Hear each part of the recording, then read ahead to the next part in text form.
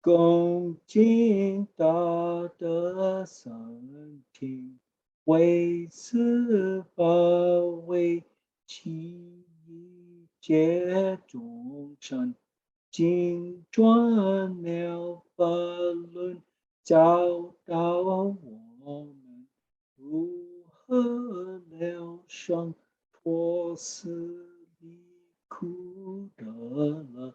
速战无胜。Will the Dharma with great virtue will the Sangha with great virtue out of compassion for the sake of this assembly and all living beings, please turn the wonderful Dharma wheel to teach us how to leave suffering and attain bliss and end birth and death and quickly realize non-birth. Namo tassa bhagavato arahato samma sambuddhassa. Namo Tat. Oh, sorry. Okay, I'll just meet you, Ron. Thank you. Homage to the blessed, noble, and perfectly enlightened one. Namo Sadanto Suchetoye Alahati Sanmiao Sanputo 无上甚深微妙法，百千万劫难遭遇。我今见闻得受持，愿解如来真实义。Supreme and wondrous Dharma, subtle and profound, rarely is encountered, even in a billion eons. But now we see and hear it and accept it reverently. May we truly understand the Buddha's actual meaning. Buddhas, Bodhisattvas, Venerable Master, and all good knowing advisors, welcome back as to this week's exploration of the Medicine Master Buddha Sutra. Let's recite Medicine Master Buddha's name 7 times before we get to today's class. Namo, quelling disasters, lending life, Medicine Master Buddha.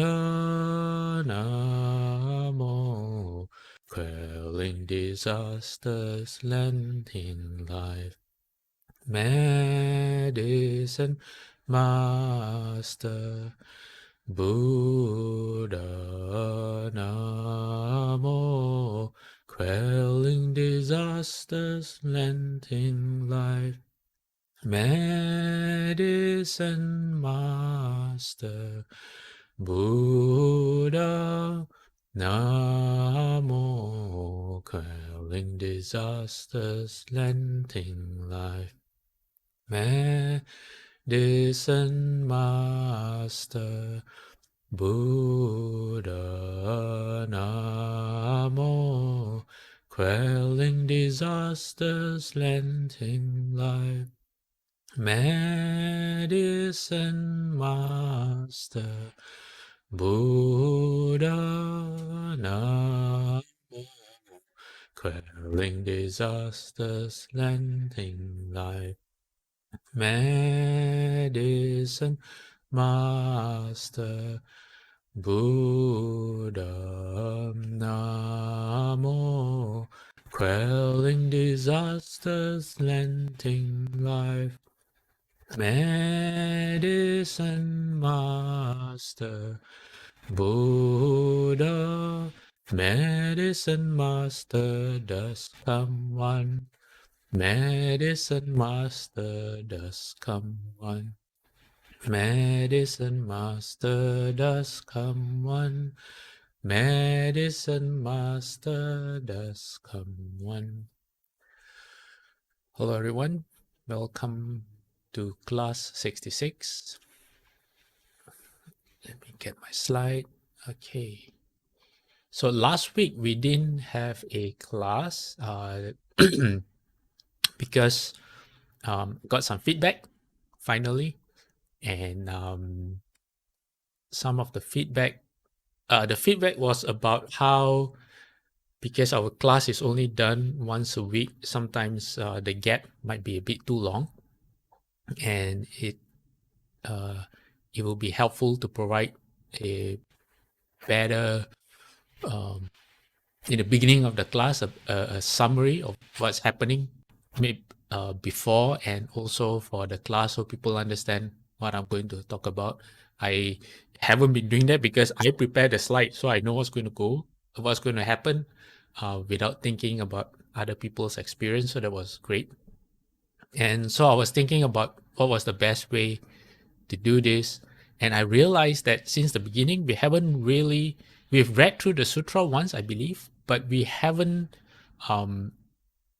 had a summarized version of the sutra, like a short, maybe line by line, what happens throughout the entire sutra. So I thought we'll do that for today. And there should be enough time for me to then go back and revisit which part of the sutra was covered from what classes and what were the topics that we discussed during each class.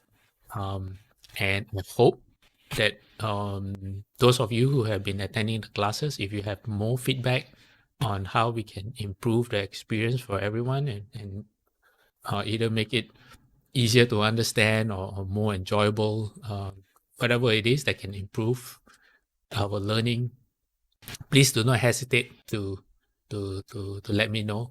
Then everyone can benefit. All right. Okay. So let's move on.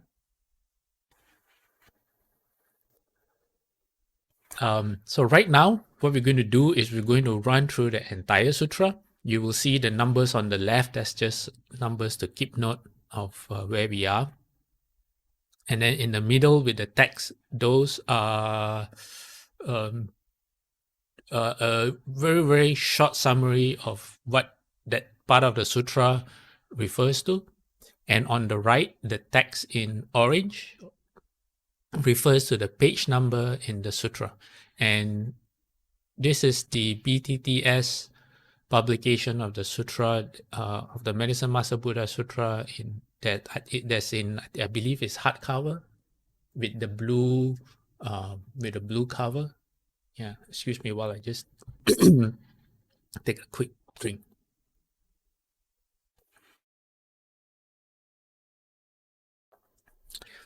It's the version of the sutra which first it presents the sutra, and then after that it has the sutra with Shifu's commentary. That's the edition I'm referring to. So true to all sutras, it begins with the sutra opening, and in the sutra opening it talks about the location, and the location for our sutra is Vaisali, otherwise known as the city of extensive adornments, and it describes the Buddha as sitting beneath a tree from which music resounded. So it's a music producing tree. Shifu says that fulfills the criteria of a location. Every sutra the location needs to be established, and so the sutra starts with the location. It also states the audience, kind of like if some people here from the corporate world, when you take minutes of a meeting, you always list down who are the people who attended the meeting. So it lists the audience, who were the audience that were listening to the Buddha. There were 8,000 great bhikshus and 36,000 great bodhisattvas, 36,000 bodhisattvas, mahasattvas. Then it says there were also kings, ministers, brahmins, lay disciples, and then there were also gods, dragons, and the rest of the Eightfold Division, both human and non-human. What is the Eightfold Division? They consist of gods, the realm of gods, dragons, yakshas, gandharvas, asuras, garudas, kinnaras, and mahoragas. So that's the Eightfold Division. You were all there in their audience. And then the sutra goes on with Manjushri Bodhisattva, he asked Shakyamuni Buddha about the Buddha's names, past Buddha's names, and their great vows and practices, so that we can living beings can learn from that. And when Manjushri Buddha asked his question, he wasn't specific. He wasn't referring to a particular Buddha. He just asked about wanting to learn more about past Buddhas. So, number 3, we have the Buddha. He begins by praising Manjushri Bodhisattva for the question. And he begins by introducing a land called the pure Vaidurya land. He says it is many Buddha lands as numerous as the sand grains in 10 Ganges rivers to the east of where we are. And that's significant later because to the west, comparable distance to the west is Amitabha Buddha's pure land. So to the east, to the other side, is the Vaidurya pure land. And then from here, Shakyamuni Buddha introduces Medicine Master Buddha. And he, at the same time, he gives us an understanding on who Medicine Master Buddha was through his 12 vows. So that takes up pages from 2 to 5. Okay. And then the next section of the sutra after the 12 vows is Shakyamuni Buddha saying that even for one eon, if he were to speak only about the merit and virtue of Medicine Master Buddha and how he came to build his Pure Land, he would not be able to finish. I guess I would interpret this as saying that the practices of Medicine Master Buddha is really vast. And then the next thing Shakyamuni Buddha does is he describes what the Vaidurya Pure Land is like. It's not a very extensive description because he says it's just identical to Amitabha Buddha's Vestal Land of Ultimate Bliss. He says all the same. Adornments are all the same. And this is on page 6 of the sutra. And following that, Shakyamuni Buddha then introduces the two right and left hand men or women of Medicine Master Buddha, which is Universal Radiant Sunlight Bodhisattva and Universally Radiant Moonlight Bodhisattva. Then the next section of the sutra has Shakyamuni Buddha extolling or explaining the benefits of hearing the name of Medicine Master Buddha and why this is important, because he lists down the different afflictions or the different unwholesome habits that human beings have and the repercussions or the cause and effect of having those unwholesome habits. So first he talks about people. He explains what happens to people who are full of greed and stinginess, but if they were able to hear the name of Medicine Master Buddha in a previous life, which is very interesting, how that would assist them in their future lives to get out of the evil destinies. Then he also talks about, then he moves on, he says people who violate the precepts and people who have improper views, that's on page 7. Then he moves on to people who are jealous, who have a lot of envy or jealousy. And he also includes greed and stinginess again in this section, which is on page 8.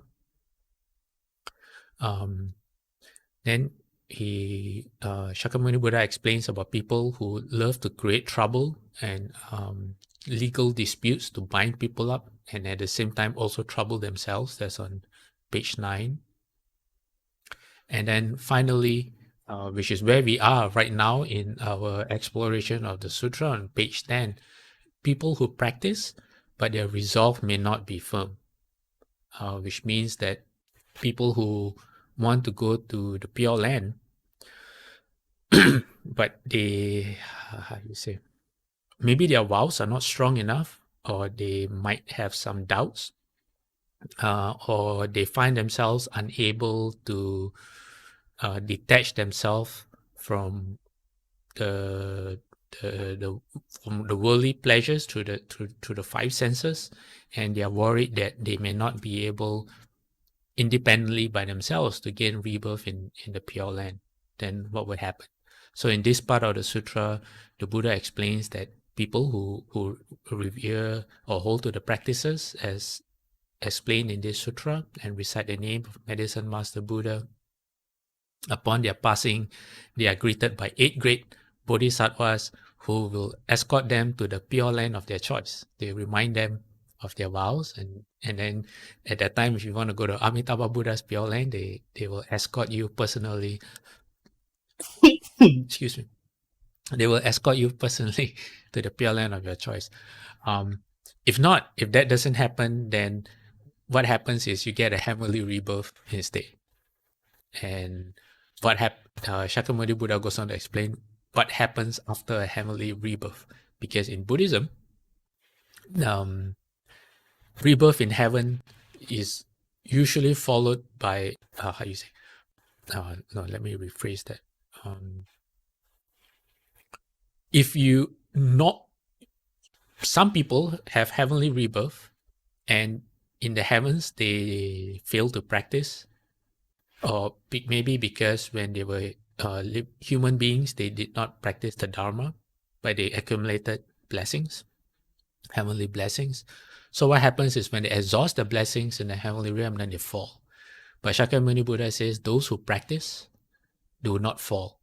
If they gain back a human rebirth, it is a very prosperous birth. And he goes on to explain why. That's on page 10 of the sutra. Then on page 11, Shakyamuni Buddha explains a bit about how Medicine Master Buddha, upon becoming a Buddha, he had a wish to dispel all of sentient beings' sickness, sufferings, and fulfill their wishes. And this is important, this part about fulfilling their wishes, because then we move on to the next part of the sutra, which talks about how the various practice methods of making offerings and using the dharani or the mantra of Medicine Master Buddha, and how one can have their wishes fulfilled. Okay, which is on the next slide. On page 11, then Shakyamuni Buddha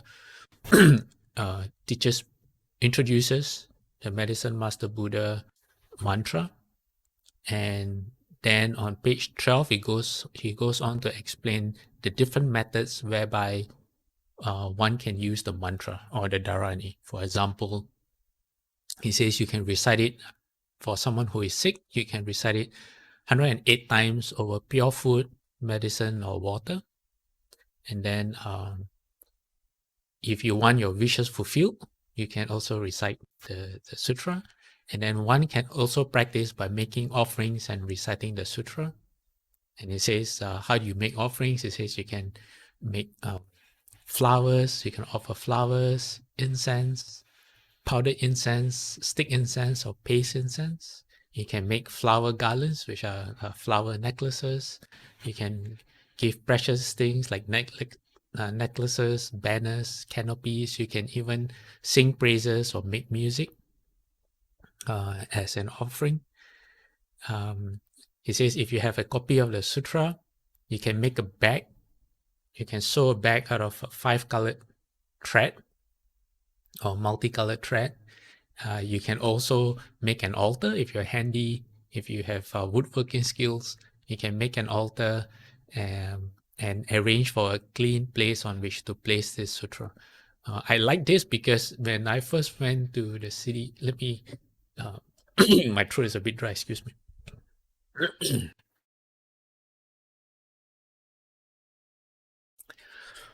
When I first moved to the city of 10,000 Buddhas, I discovered a wood shop, and I also discovered I had a hidden, undiscovered talent of woodworking. And at that time, I was investigating the Earth Store Sutra, and in my room, that's what I did. I made an altar. I attached the altar high on the wall. I made a little stand that I had a small copy of the Medicine Master, not of the Earth Store Sutra, the one that is maybe 3 by 4 inches. It's a small with a gold colored cover, hardcover, and that's what I did with the Earth Store Sutra. That was many years ago. So reading Shakyamuni Buddha's instruction on how to make offerings reminded me of that. Okay, then on the same page 13, Manjushri Bodhisattva, after hearing what Shakyamuni Buddha, he made a vow. He said that he wants to enable everyone with pure faith to hear Medicine Master Buddha's name, because Shakyamuni Buddha had explained the benefits of hearing Medicine Master Buddha's name. And then Manjushri Bodhisattva goes on to explain that those who read, who recite, who write, who revere and explain the sutra will be protected by the 4 heavenly kings and their retinues. What are the retinues? Ghosts and spirits. And we'll come to that when we continue our classes on the different levels of beings, including the heavens.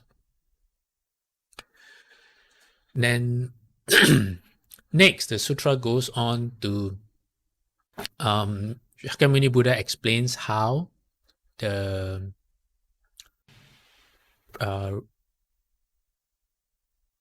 how revering the sutra and the teachings can protect against untimely deaths and evil ghosts and spirits. That's on page 13. And then the Shakyamuni Buddha explains how to do that. It says on page 14, one of the benefits of making offerings to Medicine Master Buddha is you get your wishes fulfilled. What wishes fulfilled? If you want children, you can get children. Things like that. Yeah. Other things will be nightmares and ill omens will disappear, and then the practitioner will be safe from weapons, poisons, safe from dangerous places. You'll be liberated from frightening living beings and dangerous events. What are dangerous events? It says thieves, riots, or invading countries. What are frightening living beings? The sutra lists down, it says fierce elephants, lions, tigers, wolves, bears, poisonous snakes, scorpions, centipedes, millipedes, mosquitoes, things that create fear in people. Incidentally, in Malaysia recently,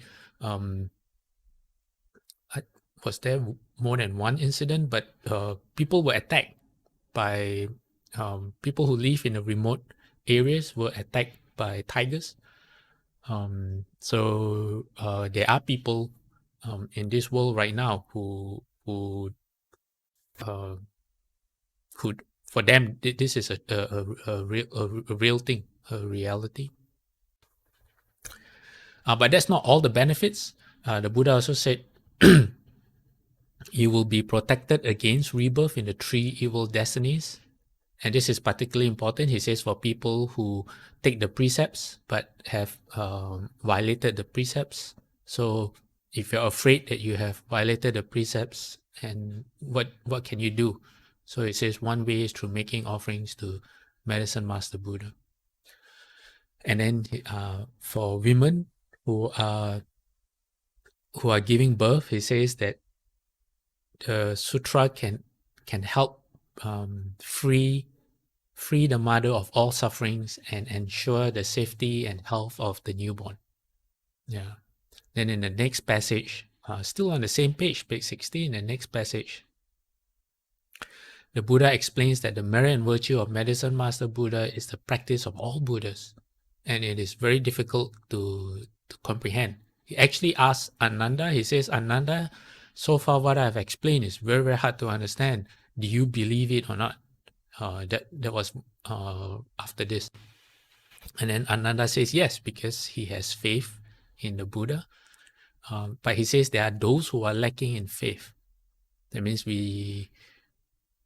our understanding is not there yet, and our trust in the Buddha is does not lead to an understanding. He says, so people like that will find it difficult to believe how merely reciting Medicine Master Buddha's name can bring such merit and benefits. So then the Buddha goes on to say, he says, this is so profound. The Dharma of Medicine Master Buddha is so profound. He says, only the Bodhisattvas who are destined in one life to attain Buddhahood are capable of understanding how it can happen. This is on page 17. And so the Buddha, did I make a mistake? Oh, let me see. Page number, after 17, I have two number 16s. And I think that's a mistake on my part, a typo. So let's skip number 18 and 19 because it's a repeat from the previous slide. And let's go straight to 20. And the Buddha, after that, the Buddha speaks about how difficult it is to get a human rebirth. And not only that, how it says it's also very difficult to generate faith in the triple jewel and to generate faith and to be able to even hear the name of Medicine Master Buddha. That's on page 17. Let's go on. Sorry for the typo. And after that, the Buddha speaks about if anyone has relatives who might be dying, what are the practices to make to ensure the safety of the relative. And then Ananda has a question. He says, how is it able that this practice can prolong one's life? Ananda has 6 understanding. So wait, let me see if I have in my notes. Let me go back one slide. Let me see if I have it. Okay, sorry, no. I don't have the name of the there's a different bodhisattva right now. His name is, let me see if I can remember, the one who liberates and rescues. Yes, that's the bodhisattva's name. So this section is actually narrated by the bodhisattva, the one who liberates and rescues. So he explains to Ananda about the 9 types of untimely deaths and individually what they are, and that how this practice of the outline in the sutra can help these people extend their life due to the powers and vows of Medicine Master Buddha. And then we come to the end of the sutra on page 22, where the 12 great yaksha generals, these are yaksha generals that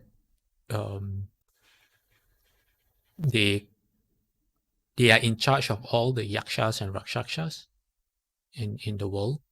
And so they pledge their protection and the protection of their retinue to everyone and everyone where this sutra is being practiced.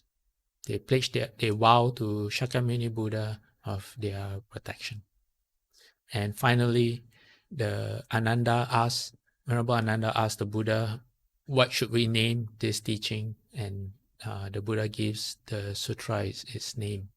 Then that's the end of the sutra. Do we have any questions at this point?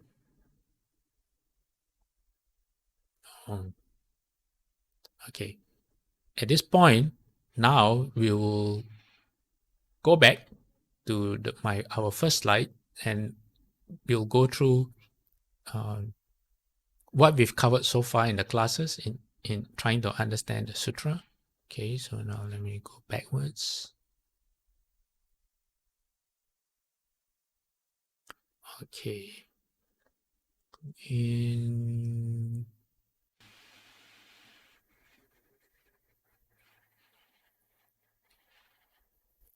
All right. So if you look at number 3, the 12 vows of Medicine Master Buddha, we spent quite a few classes. I believe class number 9, maybe even before, but I don't have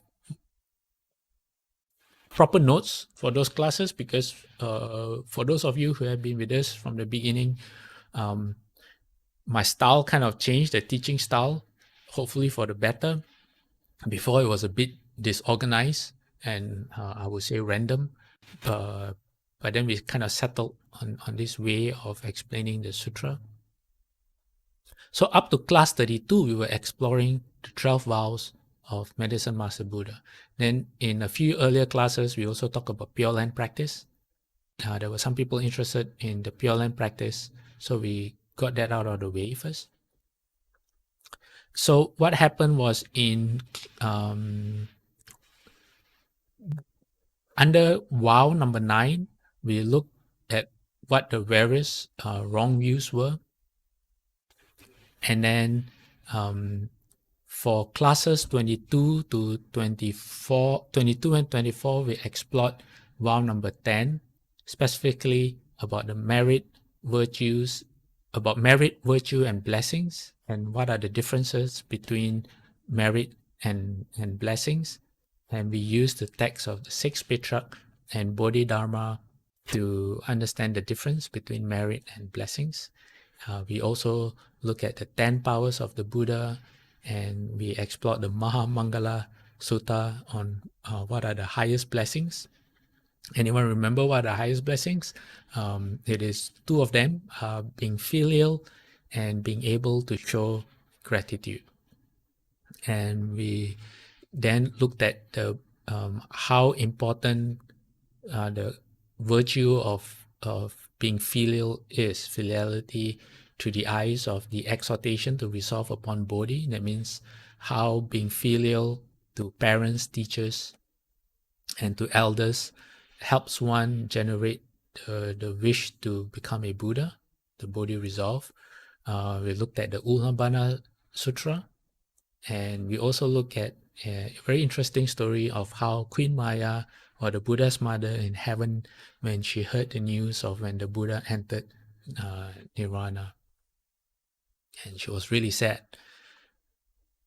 And then for vow number 11, we covered this in classes 23 and 26, and we looked at the meaning of food in Buddhism, how Bodhidharma looks at food very, very differently from normal people. He classifies food into practice, and he says there's 5 different ways to look at that. We look at, so from the Dharma perspective, we look at how to develop a perception of food that can lead towards liberation rather than towards more suffering. Then from all the way until, until class 29, it was all about offerings, making offerings. And when we make offerings to our relatives or to ghosts and spirits, to our deceased relatives, who are the actual beneficiaries of our offerings. And there was a sutra that we used. It was the Janu Sonin Sutta and the Tirokuda Sutta that the Buddha explains that is our past relatives in the realm of the hungry ghosts that can benefit from our offerings. And then I think it was Venerable Ananda who asked a question. He says, what if there's no one to receive offerings? That means you don't have a relative in the realm of the hungry ghosts. And then the Buddha says that is impossible. He says you are bound to have at least one relative that has been reborn in the realm of hungry ghosts. So the Buddha extorts the importance of making offerings every time, for example, when you have a meal. But also, the offerings the deceased does not, or the hungry ghost does not obtain the offerings directly. So what happens is you have to do a meritorious deed. For example, you sponsor the printing of sutras or the building of a temple, or you do something meritorious, and then you transfer the merit to the deceased. And that's only half the story. Then the hungry ghost themselves, the deceased themselves, have, on their part, they have to rejoice in the act of merit. That means they see you or they understand that you're doing this on behalf of them. And in their hearts, they have to give rise to joy. And it is from that joy then they are able to receive the merit. So it takes both sides to do it. That is why it is important that on our side we do a if it's an act of giving, is to a suitable field, so that on the other side they can see it as being worthwhile enough. They can appreciate it enough to generate that joy. Yeah. Then classes 28, 29, we looked at why it is not good to offer meat. Meat offerings and sacrifices to ghosts and spirits, why that is not good. Class 30, we did a review of the 12 vows. And then class 31 and 32, we looked at what Shufu calls the unsurpassed Dharma door. And the unsurpassed Dharma door, he says, if you practice this, you are bound to become a Buddha. And what is it? It is the practice of making vows. And Shufu says you should remind yourself, make your vows every day. Remind yourself of your vows every day. Class 34, we went to what are the 10 great vows of a Bodhisattva. And then for class 35, because we went to the section of the Pure Land, we looked at what is actually a Pure Land officially. What do the sutras and the Buddhas say about what a Pure Land actually is? Because many people know about Pure Land or practice about the Pure Land, but if you actually ask them to explain what is a Pure Land, how does a Pure Land come to be, they have no idea. They just accept that there's a Pure Land, but they have no background knowledge of what a Pure Land is. So we discovered that a Pure Land is a physical world, is an actual world, which acts as a container for sentient beings. And after that, through the Vimalakirti Sutra, we also understood how right now we are developing our Pure Land and what are the steps that we can take to make sure we are building our Pure Land correctly. So there are two kinds of Pure Land. There are impure Pure Lands. It's described as the world we are living in right now. It says sun and moon and the hells and animals. That's an impure Pure Land. And then the second type of Pure Land is the real pure Land. So that kind of Pure Land does not have the realm of animals or rebirth in the lower destinies, which is why in the Amitabha Sutra, it says that the birds that manifest in Amitabha Buddha's Western Pure Land of ultimate bliss, those are not real animals. They are magical animals created by Amitabha Buddha. So then that was on our coverage of the Pure Land. Let me see. And then we up to class 37. We look at how Shakyamuni Buddha explains what the Pure Land is, and we look at some images of what sunlight Bodhisattva and moonlight Bodhisattva may look like. Okay, and then we go on to the actual practice of the sutra itself, the benefits of hearing the name. If you look at your screen, that's number 7. So this took up a lot of our classes. Class 37, we looked at greed and stinginess. And for that, we shared a sutra saying, Shakyamuni Buddha is saying that say if people understood the benefits of sharing even a meal, then even their last meal they would share. We also look at the qualities of generosity as a requisite for spiritual progress. And we had a very funny Jataka story about a particular person who was very, very rich, but who was so stingy that when he wanted cakes to eat, he told his wife to bake the cakes in secret so that no one else would know, so that he didn't have to share his cakes. Okay, then we move. Then in class 38, we looked at, in terms of giving and generosity, who to give to and the benefits of giving. And then in class 39, we looked at why we should give. And we explored a sutra called the Daki Navi Banga Sutta that explains about the rewards of giving. So it starts off with saying that when you give to an animal, say you offer an animal some food, he says the returns are 100-fold. And that's just to an animal. Then the next step is giving to a human being, and then it goes on. It says if you give to a Brahmin, and then you give to a stream enterer, or first stage arhat, then the second stage arhat, then you give to Pacheka Buddha, and finally all the way up to a Buddha, and how the rewards cannot be calculated. It is unmeasurable. So that's the Daki Navi Banga Sutta. Then in class 40, we continued. So class 38, who do we give to? Class 39, why do we give? And then class 40, we look at how we give. The heart that we use when we practice generosity. When you give someone something, you just don't casually, just throw it to them or make them feel bad for accepting your gift. For that aspect, we use Shufu's instructions on giving using the 4 unlimited aspects of the mind.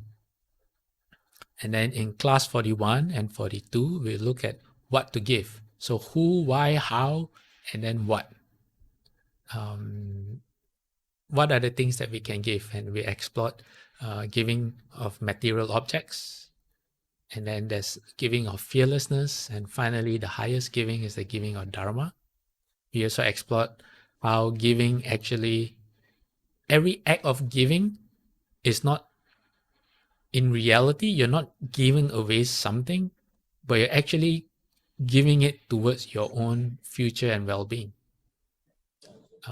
That's the actual act of giving, and that's how Bodhisattvas actually view giving. And because of that, class 43, 44, we spend time on looking at the perfection of giving, which happens for a first ground, a Bodhisattva on the first ground, they perfect the paramita of giving. Okay, so that concluded our coverage on giving from class 37 all the way to 44. Okay, let me look at the chat box. We have a question. Sue says, if past relatives do not know and didn't bring forth a mind of rejoice, then they will not receive the merits we created. Is there a way we can do to help them? Or maybe we tell our past ancestors to bring forth the mind of rejoicing. So I think we do. Yes, if you. Okay, let me see. It is said that when our past relatives need help, they know how to find living relatives because they are desperate. I guess it's something like, in this life, if sometimes you're at rock bottom and you need help, you turn to the people that you know first. And so what happens is, if they are in need of help and you make an offering and you have them in mind, or you have your ancestors in mind, you may not know who they are, but in your mind you say you want to benefit your ancestors from this life and from 7 lives past. then somehow that creates a connection that they will be able to um, to detect, I guess. And if you want to, you can say that you can explain to them for them to obtain maximum benefit. What you're doing is you're doing a charitable, a meritorious act on their behalf, and you want to transfer the merit and virtue to them. And like what you said, you can tell them that for them to gain the maximum benefit, they have to rejoice in the act of giving, in your act of giving, so that they can receive the benefits. There's no harm in doing that at all. There's another question. Does that mean they will appear in our dreams? Well, the Earth Store Sutra does explain that sometimes people have dreams where they see faces, or they see frightening people. And the Earth Store Sutra explains that this could be your relatives from past lives who need help. So that would be a sign. That actually is a story. There's someone I know who at the city of 10,000 Buddhas, he used to be a novice monk, and during one of the ceremonies, he started having nightmares. He would see the same face over and over again, and it was a very angry kind of scary face. And he decided to put up a highway for that image in his dream. And he says towards the end, if I have my facts right, he says towards the end, the face, the angry face turned into a more pleasant looking face. Yeah. Why it was like an angry face in the beginning? Well, beings in that realm, in the hungry ghost realm, undergo a lot of suffering. They don't have any joy. So when they appear, if they appear in your dreams, I'm not saying that every dream that you have is due to that, because I don't know. But in the Earth Sutra, that's what it says. So it says, how you say, you don't have to fear that, because the anger may not be directed to you. They just need your help. Or what we mistake for anger is actually their anguish and their suffering. Okay, all right. Anyway, the Buddha's main message is always transfer merit. Anything good that you do, always transfer merit. Always transfer merit. That's why if you come to the monastery, everything we do, we always transfer merit. Transfer merit. We're always recollecting other beings who are in suffering. That's actually one of the practices of the Bodhisattva. There's a practice for monks and nuns called the 53 mantras. Everything that we do, from the moment we wake up, put our feet on the ground, we brush our teeth, and we drink water, when we eat, when we hold our bowl, when we uncover our bowl, when we sit down to meditate, we always have a verse that turns our mind towards the suffering of living beings, and how or what we can do to benefit them. Okay. Then in class 57, we went on to a different passage of the sutra, which is page 7 of and it was on the violation of precepts and improper views. So from class 47 all the way to 47 to 59, we explored precepts and what is right view and wrong view. So we looked at precepts. Shufu says that precepts are actually of Buddha nature. If we don't hold the precepts, there's no way we can uncover our wisdom.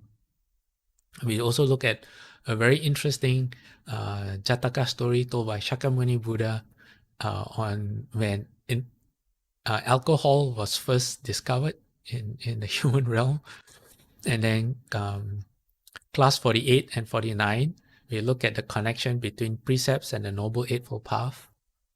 And then class 50, we looked at 50, 51, we looked at precepts, the relationship between precepts, samadhi, and wisdom, and how precepts form the foundation for concentration, and how concentration forms the foundation for wisdom to arise. So without precepts, you don't get wisdom in the end. And then classes 52, 53, let me see, 50,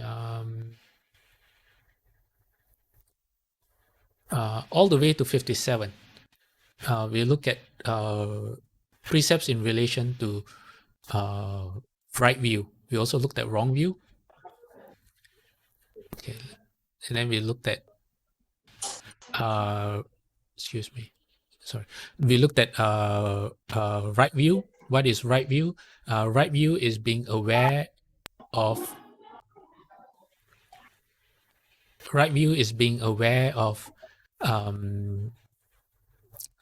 impermanence, meaning old age, sickness, and death.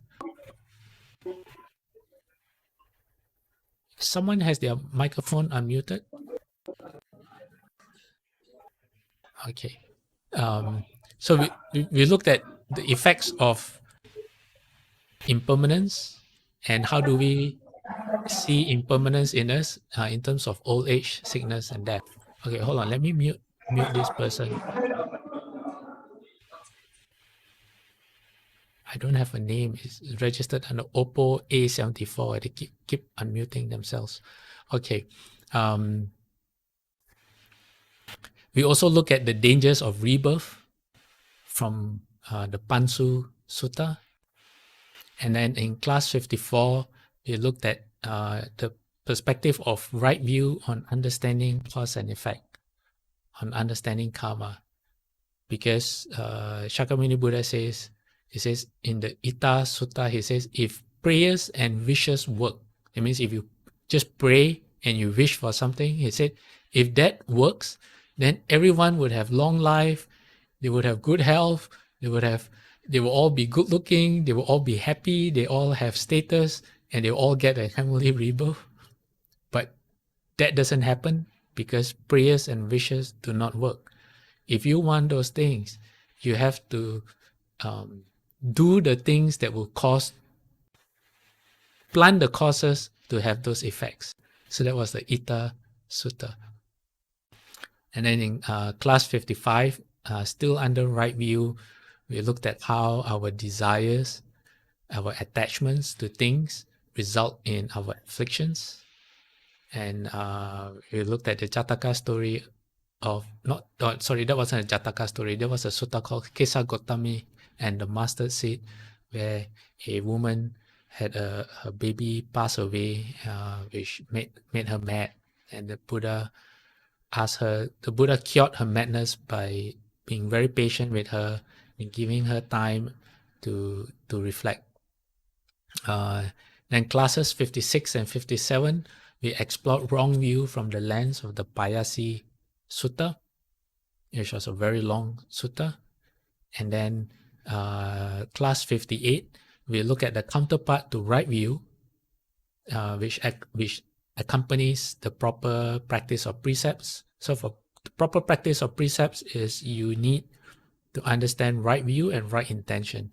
So class 58, we looked at right intention, and we also look at universal worthies, conducts, and vows to get a deeper understanding of right intention. And then for class 59, we looked at what it means to perfect the practice of precepts. So we looked at the second ground, bodhisattva, which is where a bodhisattva perfects the practice of precepts. So before that, we looked at the first ground bodhisattva, which perfects the practice of giving. When we were looking at greed and stinginess, that was on page 6 of the sutra.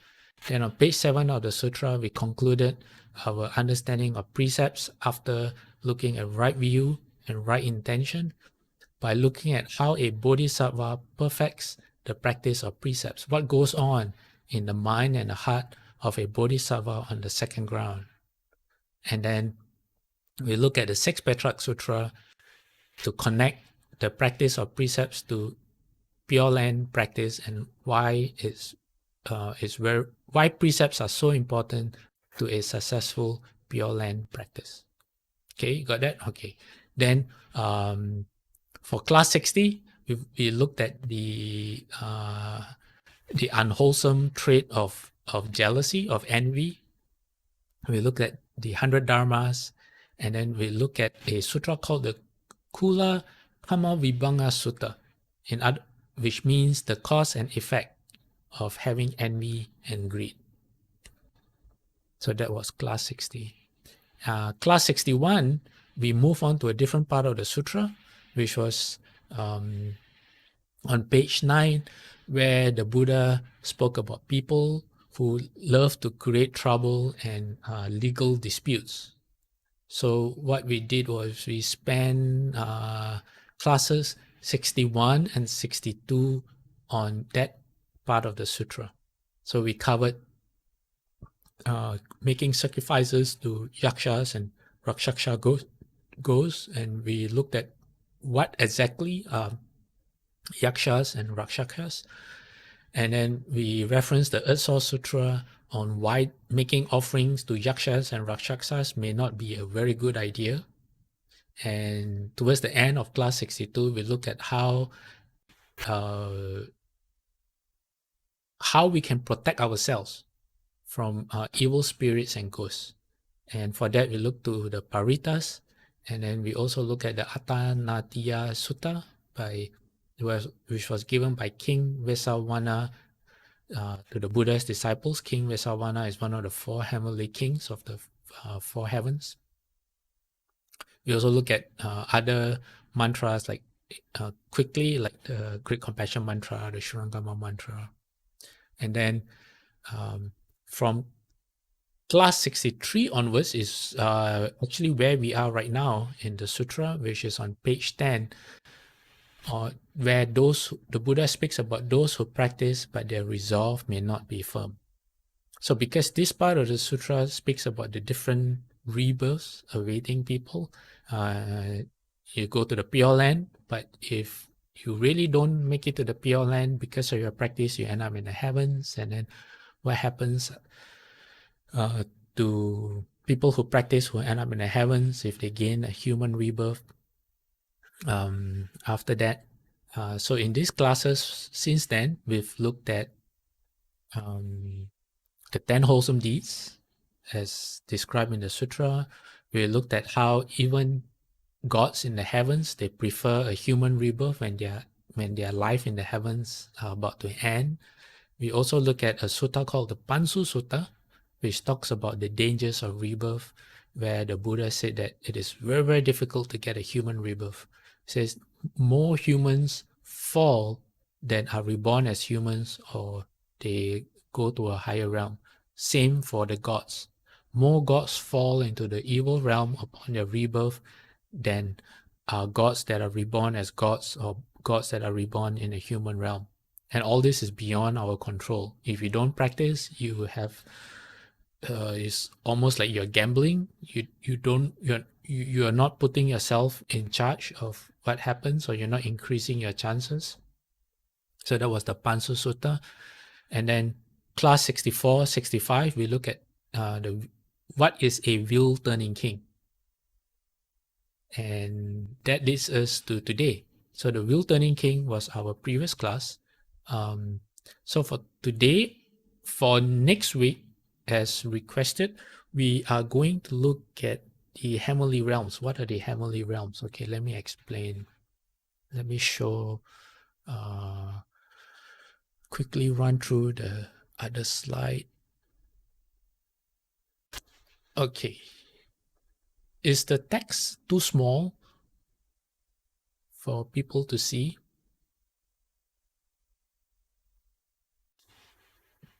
Yes, Yes, Master. Master. Okay. All right, sorry. Let me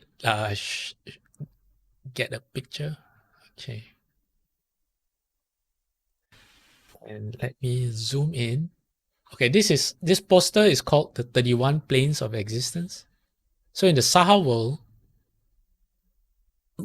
you can only exist in any of these 31 planes. As long as you're still under birth and death, you cannot escape rebirth in any one of these 31 planes. Okay, so it's called the 31 planes of existence. And what are they? Okay, let me.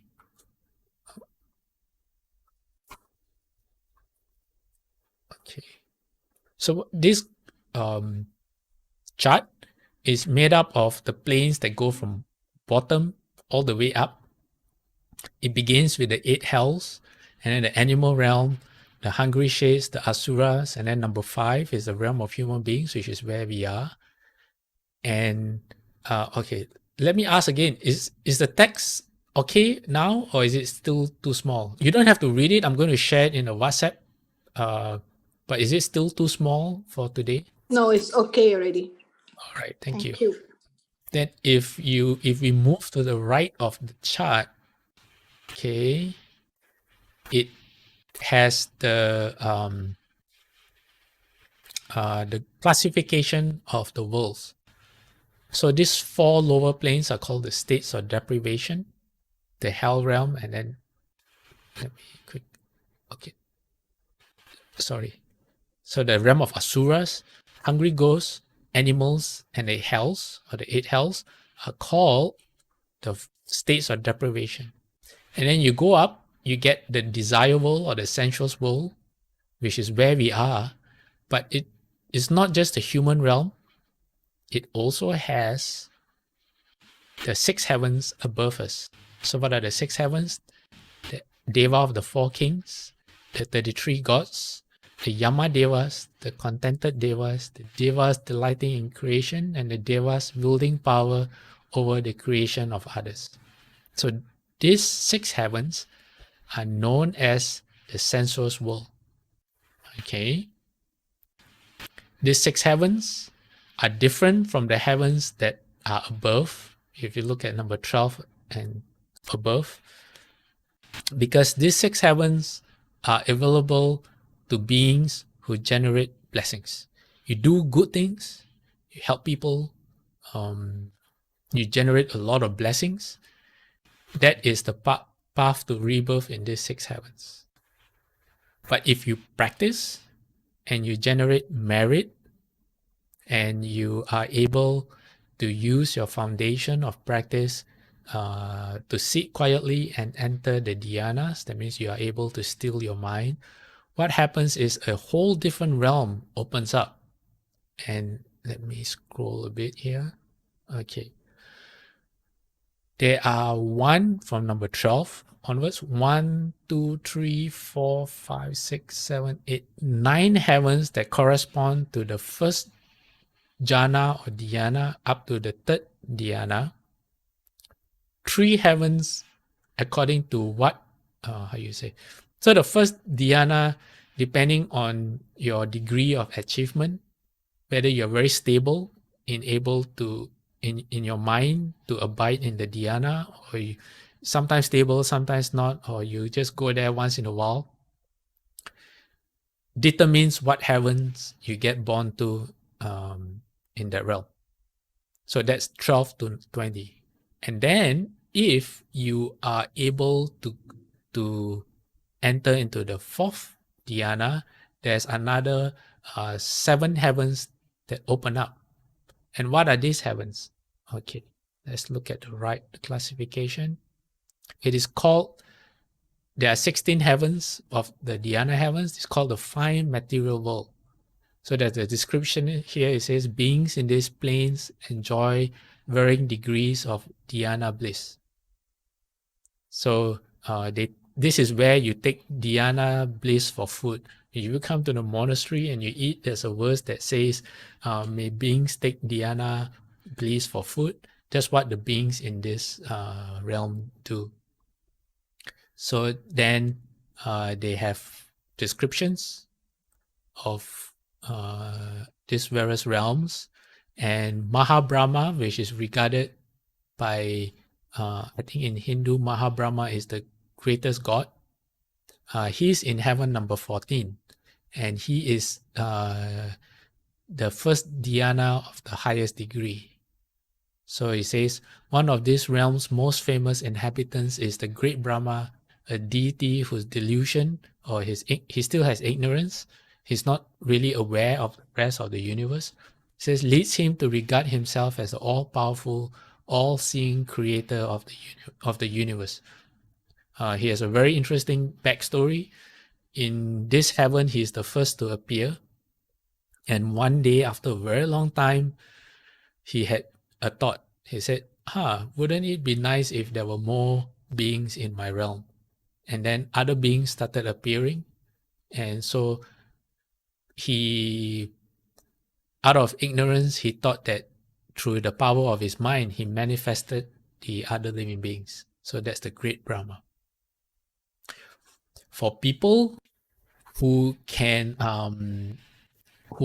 who can attain the next 4 dhyanas, what are the next 4 dhyanas? You look at number 28 onwards to 31, the formless dhyanas, which have 4. Then you are reborn in these 4 heavens. And these 4 heavens are known as the immaterial world. It says the inhabitants of these realms are possessed entirely of mind. Having no physical body, they are unable to hear Dharma teachings. Beings in the lower 16 planes, if you look at the bottom right, the 5 material world, I think they're kind of, their bodies are very subtle. I think it's mostly light. But because there's still a form, they can still move around and go to where the Buddha is and listen to the teachings. Whereas the 4 higher planes, the top 4 highest abodes in the 31 planes of existence, they don't have the opportunity to do that. So, so it is said that if for an arhat who's attached to emptiness, they get reborn in these 4 higher planes, and it's very, very hard for them to achieve Buddhahood because the existence here is very, very long. And so their Buddhahood is delayed by a very long time. And just before we go, there's a very interesting anecdote about when Shakyamuni Buddha was born as the prince. And we covered in one of our classes, I think his name was Ajita. Okay, scratch that. I can't remember his name right now. He was the great seer, and he was a what's the right term? Not consultant. He gave the king advice. He gave King Suddhodana, the prince's father, advice. So when the prince was born, he was in the heavens. I think he was in the heaven of the 33, and he saw the heavens rejoicing. He asked them, why are you rejoicing? And they said, a great man has been born, and he will be the next Buddha. So he went to the palace, greeted the king, and he examined Prince Siddhartha. And he was very happy because he said, this baby has the 32 hallmarks and he is destined to be a teacher of gods and humans. And after that, he cried. And so all the people in the courtyard had fear. They said, why are you crying? Do you see a bad omen, or is something bad going to happen? He said, no. He said, I'm crying because my life is going to end before the prince becomes a Buddha. And he already knows his own attainment. He knows that he will be reborn in these 4 planes of the immaterial world. I don't remember exactly which plane. And he cried because he realized that his opportunity to hear the teachings from the Buddha is not there. And that he has to wait a long time for his rebirth before he can encounter the next Buddha. Yeah, so that's a very interesting anecdote. Okay, so on that note, we will end today's class, and then next week, what we're going to do is we looked at the wheel turning king. Okay, the wheel turning king represents the highest of a human being. A human being with maximum blessings, you can get reborn as a wheel turning king. So what's next? We'll be looking next week. We are going to look at the heavenly realm, and explore the 6 heavenly realms. We are going to look at that from the perspective of the Shurangama Sutra. What actually happens to be born in those different realms? We look at the lifespans, and we look at all the interesting things about the heavens. And we also look at gods, not just from a heavenly perspective, from a earthly perspective, because they are spirits that live on the material plane as us, that are also classified as gods as well. All right. Okay. So there's a question about what are the 53 mantras. Sue, I will point you to the Avatamsaka Sutra chapter. I can't remember what it is. Pure conduct. No, pure. I think it's the pure conduct chapter that has that contains the 53 verses and mantras. I'll look it up.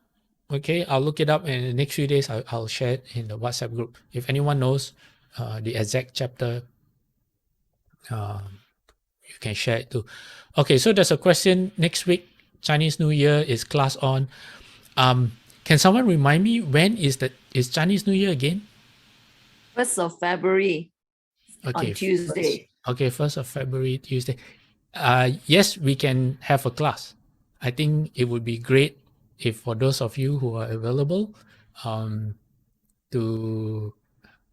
of course, that's coming from the perspective of a left-hand person, to start the Lunar New Year with the Dharma, unless everyone wants to have a break, then maybe not.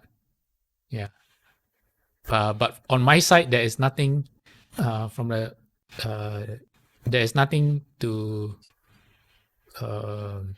The class will be on the 30th, so it will be 2 days before the first day of the lunar year. Yeah. Class, please. Okay. Okay. Ruchang has requested on behalf of everyone. Class, please. All right. Let's request for Dharma. Let me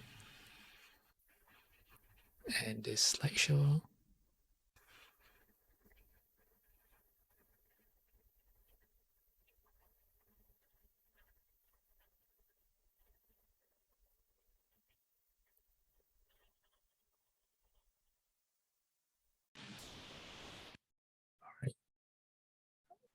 I'm going to put my palms together and invite everyone to join me.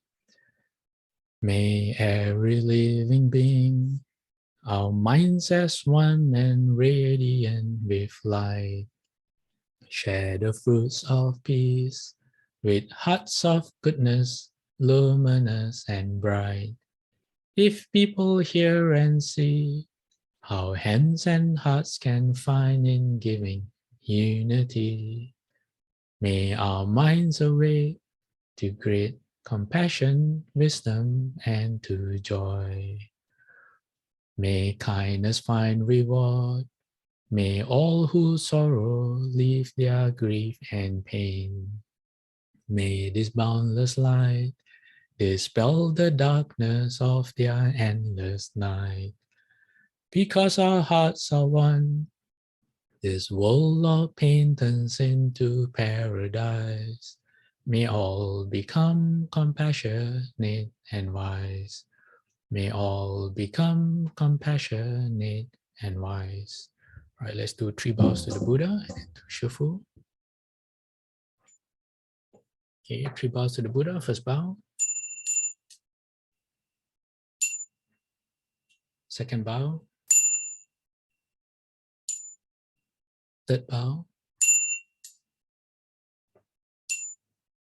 Half bow. Bowing respect to the Venerable Master. Second bow. Third bow. Half bow. Everyone, Amrita 4, have a good week and we'll see you next week.